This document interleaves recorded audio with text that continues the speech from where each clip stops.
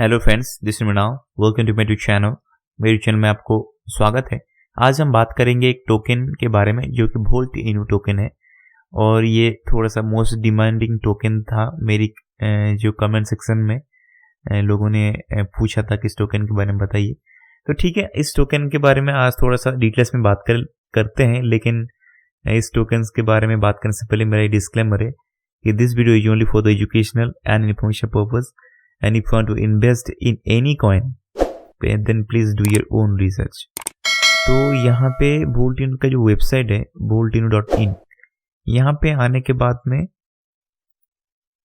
यहाँ पे उनका दो कॉन्ट्रैक्ट एड्रेस पे उनका टोकन लॉन्च हो चुका है। एक तो इथेरियम एड्रेस पे और एक है BSC, और दोनों का जो कॉन्ट्रैक्ट एड्रेस है ये दोनों के दोनों सेम दिख रहा है। ठीक है ना, अच्छी बात है, क्योंकि दोनों का एड्रेस अगर सेम रहता है तो कंफ्यूजन कम होता है और लोग कोई भी एक स्मार्ट चेन पे जाके उनका खुद का जो टोकन है ये खरीद सकते हैं, तो कंफ्यूजन नहीं होता है उसकी वजह से। ठीक है ना, यहाँ पे आप चाहो तो पैनकेकस्वैप से, नहीं तो यूनिस्वैप से खरीद सकते हो। ठीक है, लेकिन खरीदने से पहले हम चेक करेंगे कि एक्चुअल में इस टोकन सही में खरीदने के लायक है कि नहीं। ठीक है, यहाँ पे उन्होंने देखिए, यहाँ पे एक बटन है जहाँ पे manual volt V1 for V2 migration.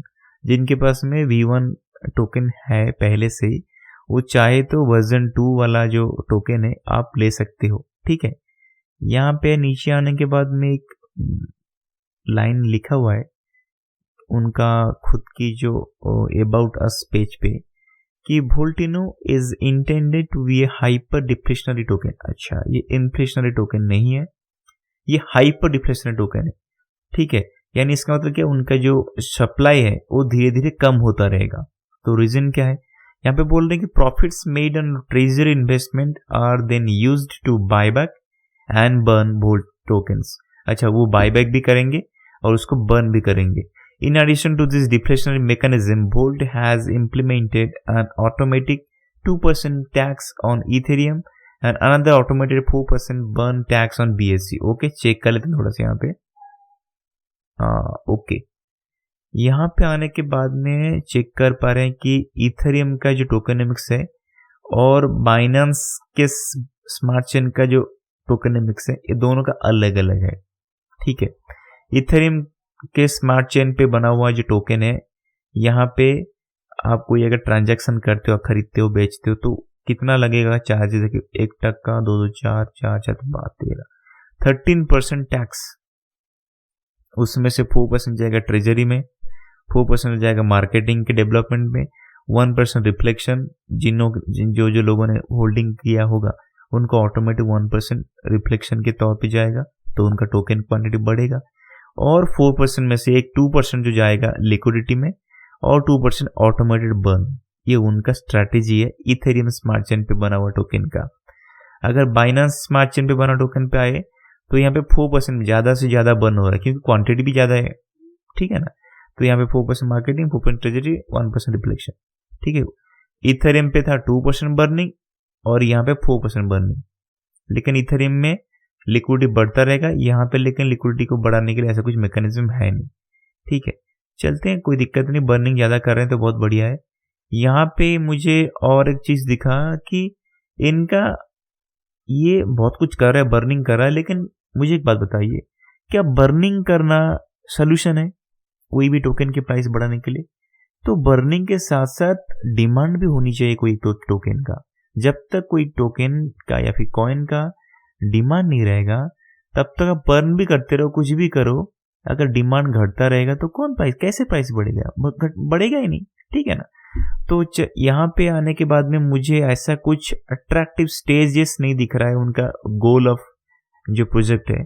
लेकिन यहाँ पे आने के बाद सबसे ज्यादा मुझे दिख रहा है कि ये वोल्ट चेंज, जो कि एक तरह का मल्टी चेन डिसेंट्रलाइज्ड स्वैप रहेगा उनका, जो कि शायद बहुत जल्दी आने वाला है।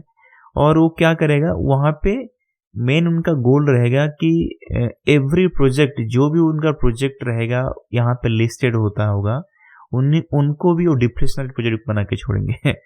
शायद हो सकता है उनका मेन मैकेनिज्म, जो मेन मुद्दा है कि जो भी प्रोजेक्ट रहेगा आगे जाके वो डिफ्लेशनरी बनाना, उसको इन्फ्लेशनरी ना करना। तो उनके एक्सचेंज पे अगर कोई लिस्ट होता है कोई टोकन, तो उनका एक ऐसे मैकेनिज्म रहेगा कि जिसका सप्लाई धीरे धीरे घटता रहे, यानी ऑटोमेटिक कुछ बर्निंग रहे, पता जब आएगा वो मार्केट तब समझेगा। तो इनका मेन मकसद जो है ना वो है एक तरह का डिफ्लेशनरी प्रोजेक्ट बनाना, जहाँ पे कि जो भी टोकन लिस्टेड होगा वो ऑटोमेटिक बर्निंग मैकेनिज्म पे चलता रहेगा। ठीक है, तो ये एक तरह का सपोर्ट करता है कि डिफ्लेशनरी प्रोजेक्ट को या फिर डिफ्लेशनरी एम को। ठीक है, तो उसका खुद का मेन मैकेनिज्म वहाँ पे है, यानी ये यहाँ पे जब उनका ये एक्सचेंज डिसेंट्रलाइज एक्सचेंज या फिर डिसेंट्रलाइज स्वैप आएगा तो ऑटोमेटिकली वहाँ पे एक तरह का मैकेनिज्म पुट किए होंगे जहाँ पे कि कुछ ऑटो बाईबैक होगा और बर्निंग भी होता रहेगा। ठीक है, तो एक तरह का सबसे बड़ा प्रोजेक्ट जो है उनका यही है वोल्टी चेंज। ठीक है, और साथ में एक लॉन्च पैड या फिर एक इनक्यूबेटर भी आने वाला है जहाँ पे तरह तरह का जो प्रोजेक्ट लॉन्च होगा, जैसे कि लोग वहाँ से नया प्रोजेक्ट को पहली बार प्री सेल के तौर पे ले सकते हैं। ठीक है, अलग अलग नया प्रोजेक्ट वहाँ पे उनको लॉन्च करेंगे और वहाँ पे लॉन्च करने के लिए उनको खरीदना पड़ेगा ऑन दी पे ऑफ वोल्टिनो टोकन को। तो यहाँ पे वोल्टिनो टोकन का एक तरह का यूटिलाइजेशन बढ़ता रहेगा, यूटिलिटी बढ़ता रहता है। तो यहाँ पे इस वोल्टिनो टोकन का डिमांड थोड़ा बढ़ता रहेगा और सप्लाई को बर्निंग करके सप्लाई को घटाएंगे भी, तो इसका ऑटोमेटिक जो प्राइस है ना वो बढ़ता रहेगा। ये उनका मैकेनिज्म है। ठीक है ना, तो ये बोल रहे हैं कि हाइपर डिफ्लेशनरी टोकन है। ठीक है, सही में अच्छी टोकन है जहां तक अभी तक लग रहा है उनके मैकेनिज्म को देख के, लेकिन डिमांड तभी होगा जबकि उसकी ये जो वोल्टी चेंज आ जाएगा और इनके लॉन्च पैड पे तरह तरह का नया अच्छी प्रोजेक्ट अगर लॉन्च होता है तो ही वोल्टिनो का डिमांड बढ़ेगा। ठीक है, और उनका यहाँ पे एक तरह का गेम का बटन देखिए, यहाँ पे गेम का बटन एक है, मैंने यहाँ पे क्लिक करके भी चेक किया था। यहाँ पे एक तरह का उन्होंने गेम भी बना के रखा है जो कि छोटा मोटा कुछ तो एक रेसिंग गेम है, जहाँ पे कि खेलने के लिए भी आपको वोल्टिनो का टोकन चाहिए और साथ ही साथ अगर खेलने के बाद में कुछ हो सकता है कि अर्निंग भी मिल सकता है। ठीक है ना, ये एक लेकिन अभी तक फुली इम्प्लीमेंटेशन नहीं दिख रहा है मुझे, छोटा मोटा कुछ तो गेम दिख रहा है, बाद में समझेगा जब ये प्रोजेक्ट आगे जाके अच्छा खासा रन हो जाए।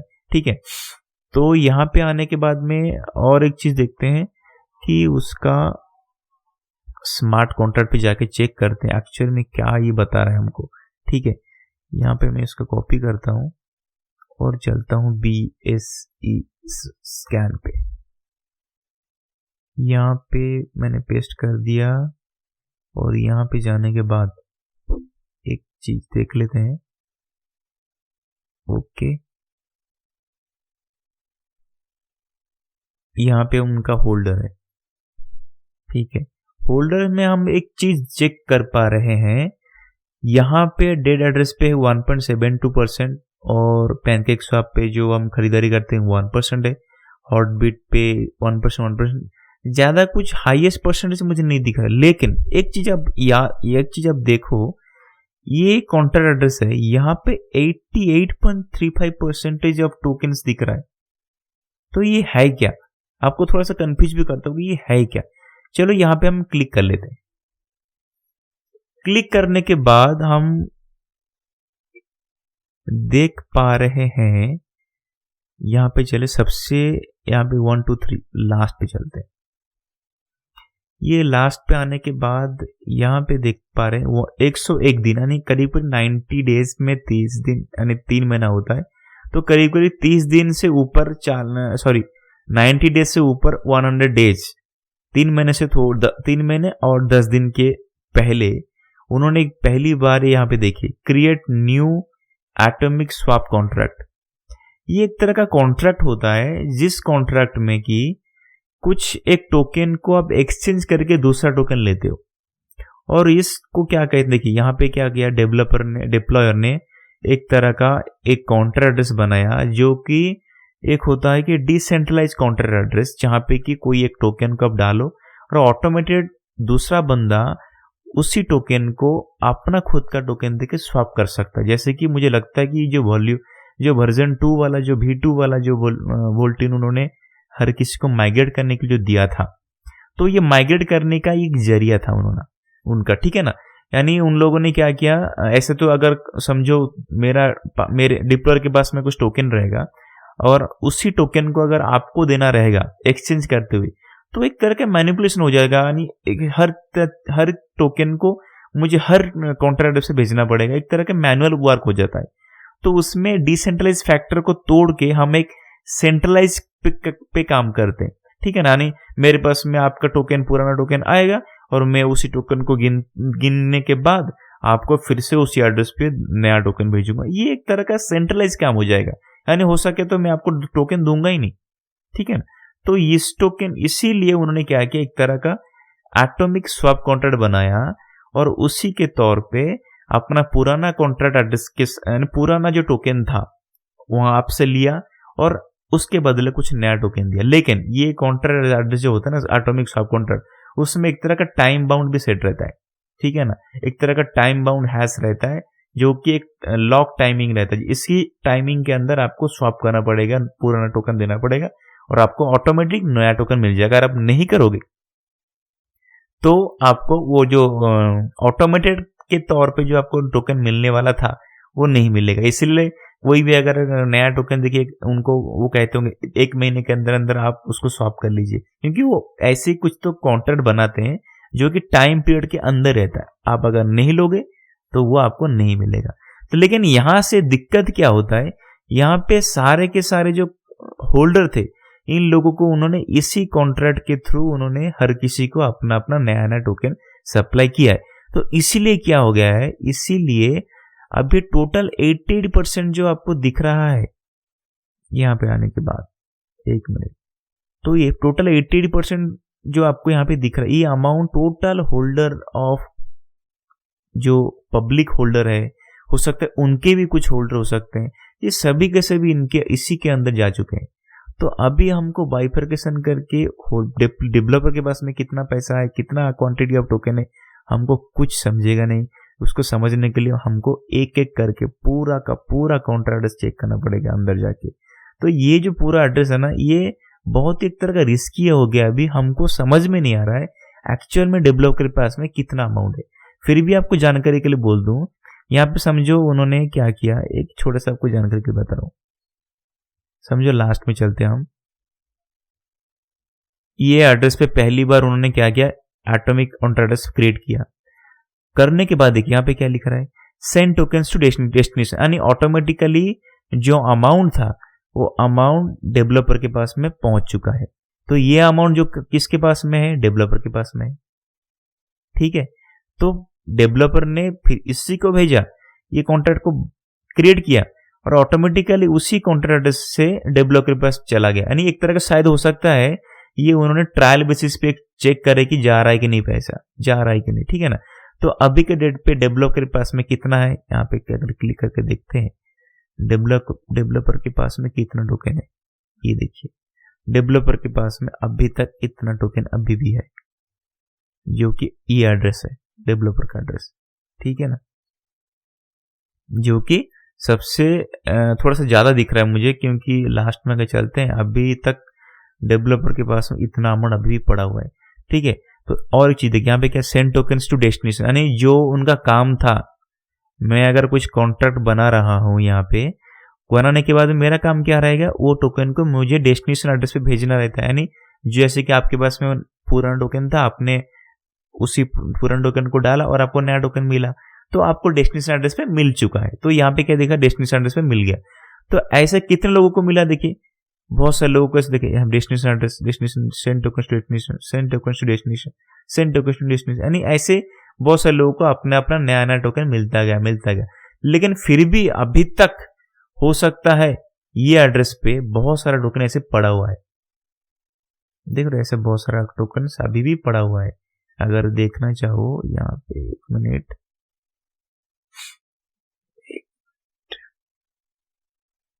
तो अभी हमको ये चेक करने के लिए बहुत तकलीफ हो जाएगा, क्योंकि ये एक ही एड्रेस पे, ये जो एड्रेस है ना, ये एड्रेस पे अभी भी बहुत सारे टोकन अभी पड़ा हुआ है। यानी बहुत सारे लोगों को अभी क्लेमिंग करना बाकी है। जब ये लोग सारे क्लेम कर लेंगे तो ऑटोमेटिकली क्या होगा, यहाँ से धीरे धीरे अमाउंट कम होगा। लेकिन अभी भी बहुत सारे लोगों को टोकन उन्होंने क्लेम किया नहीं, गया नहीं है। तो इसलिए अभी ये सारे जो एड्रेस पे इतना अमाउंट दिख रहा है ना, ये थोड़ा सा कन्फ्यूजन है, क्योंकि अभी समझ में नहीं आ रहा है कि एक्चुअली डेवलपर के पास में अमाउंट है या नहीं है, क्या है। इसलिए थोड़ा सा ये रिस्की हो चुका है। अब भी बहुत हाई रिस्क है यहाँ पे इन्वेस्ट करने के लिए, क्योंकि समझ में नहीं आ रहा एक्चुअल में कितना होल्डिंग क्या है। ठीक है ना, ये इसको छोड़ ही दो, ये तो सारे एक्सचेंज है, सेंट्रलाइज MEXC हॉटबीट, सारे तो सेंट्रल एक्सचेंज है। कुछ छोटा मोटा कुछ एड्रेस है जो कि दिख रहा है, लेकिन एक्चुअल में ये तो सबसे बड़ा दिक्कत है। यहाँ पे समझ ही नहीं आ रहा है कि यहाँ पे कितने लोगों ने किसके पास क्या डाल के रखा है। ठीक है, अभी भी इस एड्रेस में अगर चेक किया जाए, यहाँ पे इतना होल्डिंग पड़ा हुआ है, बहुत सारे लोगों का क्लेमिंग पेंडिंग है, मिला नहीं उनको पैसा अभी तक नया वाला टोकन, तो अभी भी माइग्रेशन चालू है यहाँ पे। इसलिए उन्होंने यहाँ पे उनका खुद के एड्रेस पे ना, यहाँ पे अगर आप चलो, यहाँ पे उन्होंने मेंशन भी किया है, एक मिनट, मैनुअली यहाँ पे अभी भी कर सकते हो, मैनुअल करने के लिए दिया है उन्होंने। ठीक है, अभी और एक चीज बता रहा हूँ, अगर आपको मैं चेक करके देखूं यहाँ पे अगर चले, एक मिनट, ये उन्होंने गेम यहाँ पे रिलोड मारता हूँ उसको, एक मिनट।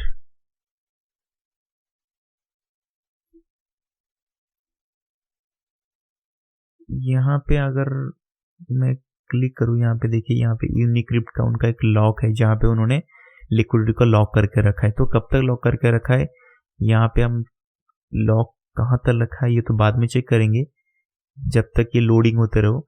मैं फिर भी आपको मेरी मैनुअल प्रोसीजर रहता है, जो जहाँ से मैं चेक करता हूँ कि ये कोई अगर टोकन है वो एक्चुअल में लॉक कब तक है, वहाँ पे मैंने क्या किया, उसका कॉन्ट्रैक्ट को फू कॉइन पर डाला।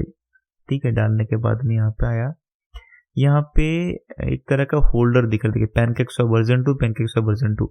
ये सबसे जो ऊपर वाला जो सबसे हाईएस्ट अमाउंट रहता है, यहाँ पे 9,04,479 डॉलर का टोटल लिक्विडिटी लॉक करके रखा है उन्होंने। तो यहाँ पे क्लिक करता हूँ तो आने के बाद चेक कर पा रहे हैं कि सबसे ज्यादा अमाउंट ये है, 99% वहाँ पे दिख रहा है।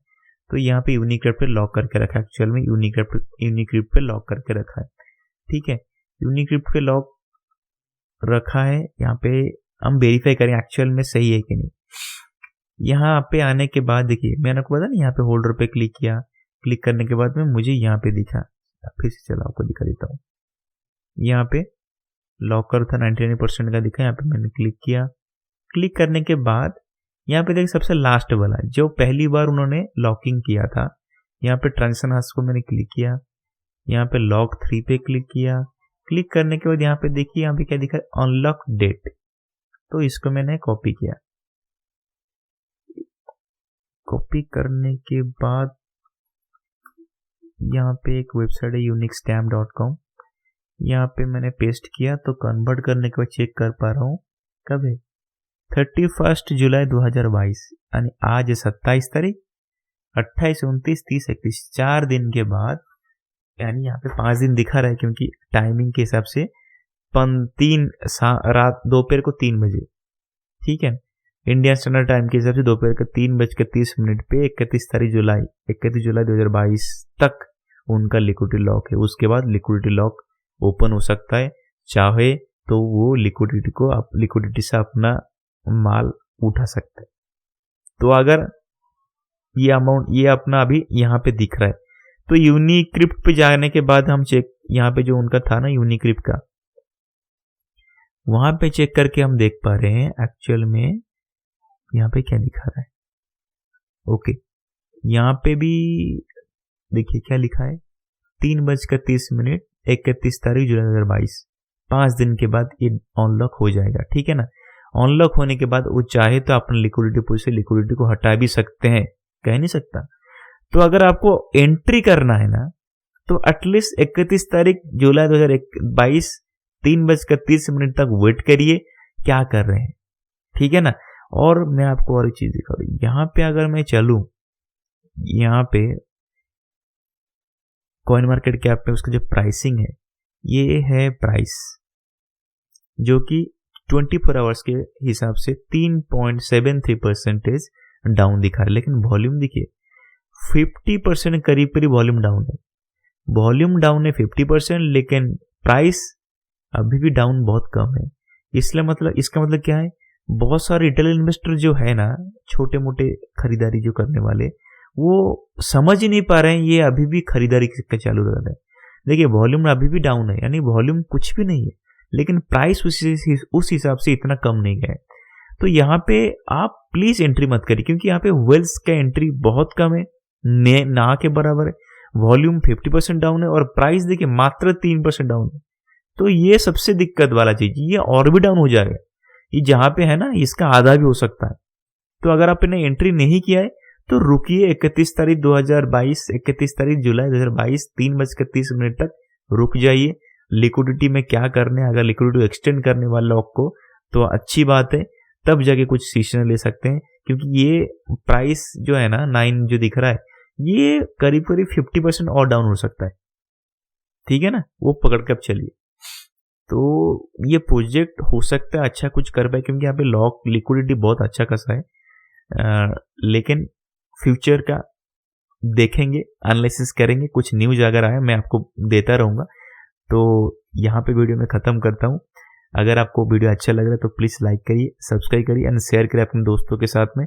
देखिए मैं यहाँ पे मेरा जेन्युइन रिव्यू में देता हूँ, मैं ना ही किसी का प्रमोशन करता हूँ, ना ही किसी प्रोजेक्ट का प्रमोशन करूँगा आगे जाके ठीक है ना। मैं चाहता हूँ कि जो भी कुछ मेरा नॉलेज है आज तक का, जो मैंने एनालिसिस किया है, सब कुछ आपके साथ में मैं शेयर करूँ, ताकि आप कोई रकपुल, कोई फ्रॉडुलेंट एक्टिविटीज़ वगैरह, कोई ऐसे फालतू की चीज़ में मत चले जाइए, ठीक है ना। आपको थोड़ा सा मैं परहेज करने के लिए, हर चीज़ में आपको गाइड करने के लिए मेरा ये मकसद है। तो प्लीज़ मेरे वीडियो को लाइक करिए, सब्सक्राइब करिए एंड मेरे चैनल्स को आप प्लीज़ सब्सक्राइब कर लीजिए, क्योंकि ऐसी इन्फॉर्मेटिव वीडियो आपको आता रहेगा, ठीक है। Take care.